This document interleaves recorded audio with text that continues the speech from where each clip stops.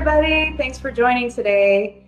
Are you a corporate professional who's been dreaming of being your own boss because you want to experience that freedom and flexibility and creativity that you've been longing for maybe for years? Well, today I'm going to talk about mindset and how to transition your mindset from being an employee to being an entrepreneur. And the reason I'm covering this topic today is because this is the number one thing that I see blocking people from taking that leap to entrepreneurship. It's their mindset. So there's a great book out there by Suzanne Mulvihill called Employee to Entrepreneur. I highly recommend it, and I'll have more information on that in my blog on corporateescapeartist.com. But in that book, she says that preparing the mind, body, and spirit for entrepreneurship is like preparing the mind, body, and spirit for the Olympics. And I totally agree with that. So today we're going to talk about the mind. And if you really want to be your own boss, I'm going to cover some strategies and ways that you can really transform your mindset so that you can set yourself up for success. The first thing I would say is embrace fear. Fear is a very common among successful people, and the only difference is they know how to manage fear. So one of the most common types of fear is fear of failure. And what I would say is, instead of thinking, what if I fail, try thinking, well, what if I don't try? Shift your mindset. One of my favorite stories is from Sarah Blakely. She's the founder of Spanx.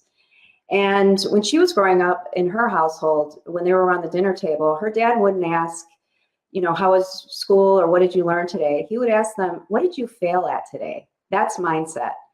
And if you aren't failing, you aren't trying. If you aren't trying, you aren't succeeding. It's just that simple. So embrace fear, but then set it aside and really let it become your fuel. So then you can focus on your dreams and the things that you can really control. The second thing I would say is get comfortable with being uncomfortable. As an entrepreneur, you have a lot of unpredictability. You have to get used to situations that maybe cause you some discomfort, and which is very different from maybe the corporate world, where maybe you've been in the same job for a while and you're feeling very comfortable going to the same office every day and doing the same job. So get comfortable with taking risks, trying new things, and also maybe going against the advice of people close to you, because you're going to need to trust your instincts. And I'm going to talk about that a little bit later. The third thing I would say is connect to your heart. And that sounds very touchy-feely, but what I mean by that is, if you're operating in your corporate job and you've been doing it for a while and you're just feeling dissatisfied year after year, you're probably doing a lot of rationalizing, which means you're operating with your head.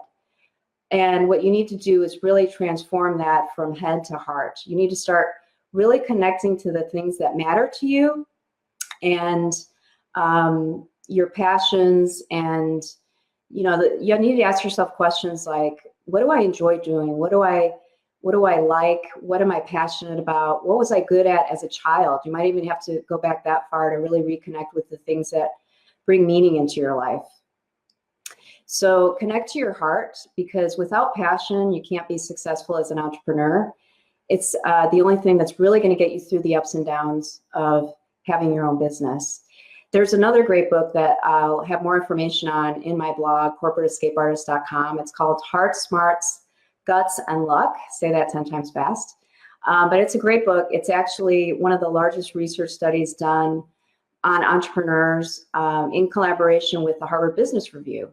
And what they found was that most successful businesses cannot be truly successful without heart. It's just that simple. And finally, I would say know yourself. It sounds obvious, but you really have to know your strengths, weaknesses, skills, and abilities in order to be a successful entrepreneur.